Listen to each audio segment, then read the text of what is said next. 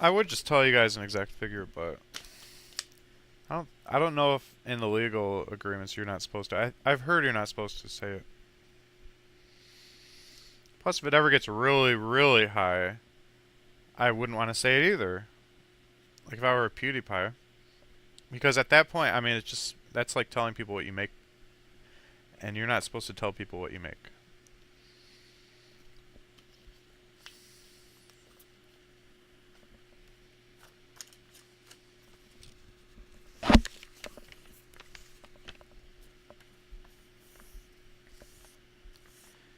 I can't tell you smiling.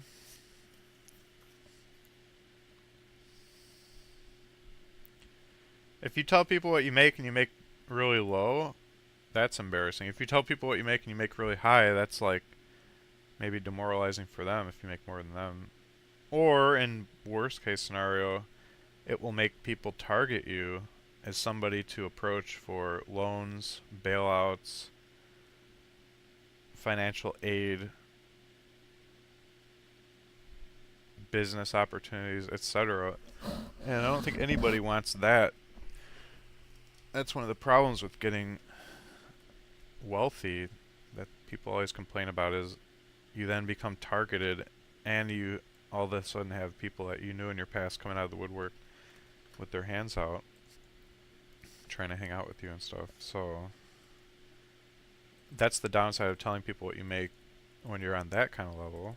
So it's pretty much a lose-lose. Either you're on the low end and everyone's like, what a loser, or you're on the high end and everyone tries to take advantage of you.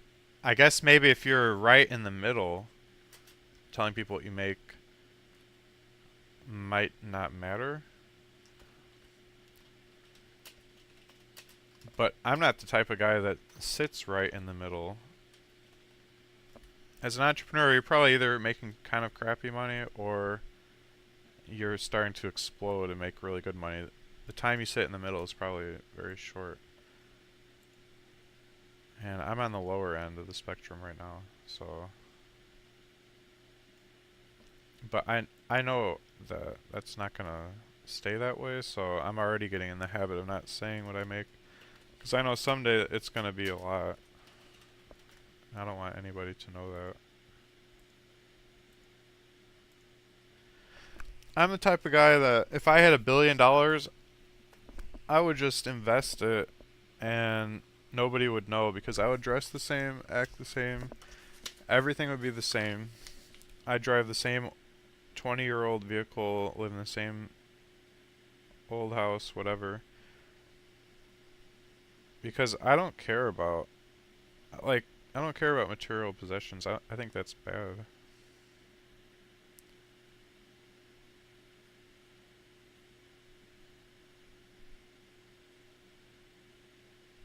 I wouldn't treat myself at all. My life wouldn't change in any way.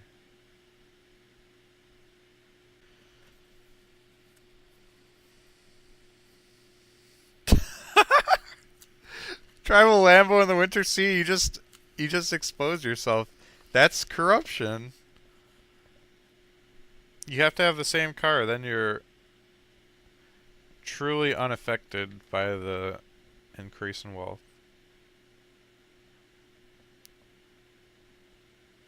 I would take my car over any fancy car.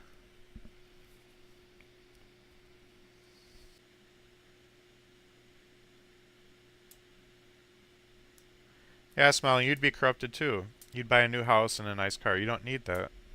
You should stay exactly where you are in exactly the same car.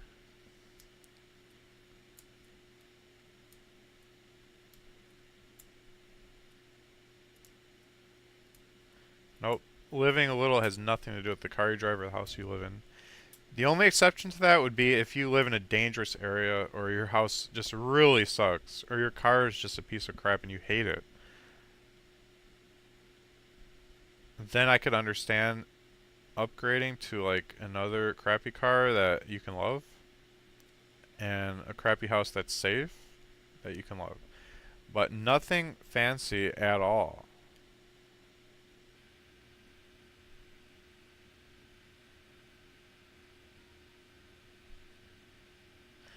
See, you guys are missing that by having that kind of money and not changing at all. You'll have this dirty little secret and it'll be funny. I think it'd be hilarious to have $1 billion but not change anything at all. It's funny. And that's the only reason you'll ever truly keep people from finding out. You can't change at all.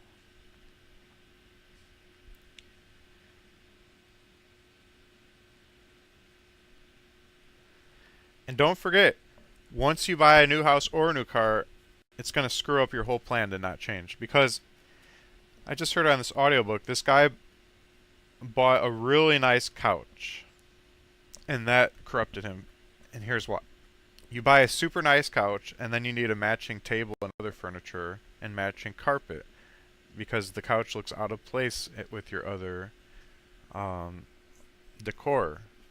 And then, once you have super nice carpeting, rugs, and furniture, you have to buy a new house because the house doesn't go with all this nice stuff. So then you buy a new house. And then obviously you need a new car to match the new house because your older car looks kind of weird and out of place in the driveway of your brand new house. And so next thing you know, that one couch you bought ended up turning you into just another rich snob living the high life with all this material stuff that's not important. So you don't buy the couch, you don't buy nothing, you don't change anything.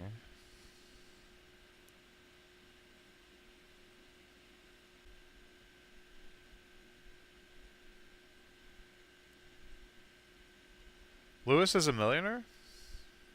What's the point of being rich then? There isn't really a point under my strategy to being rich except the sense of accomplishment of having gotten there, the power you wield behind the scenes to affect charity, technology, to pay people to do your biddings. See, none of this that I've just mentioned there has anything to do with a new car or a nice house, does it? Or clothes. No. Everything I just said relates to ways you can use the money to influence outcomes. You can bail somebody out of a jam. You can get that cancer treatment or whatever if something happened to you or your family member. You can handle emergencies. You can... Paying people to do your biddings is not corruption. I didn't say bribing senators. I'm talking about I can go on Craigslist and ask somebody to make some robot bones and give them a set rate per bone instead of doing everything myself. I can pay people to do it, which will make me get things done quicker. So it will just speed up and streamline everything you do because money can solve your problems. You don't have to put in so much work. Your car breaks down, you pay to get it fixed. You don't have to fix it yourself. I mean, all those things change how effective you are at achieving your goals. But when you don't have much money, you do everything yourself, which is fun. But if you had money, you can choose what you're doing to be the most goal rewarding.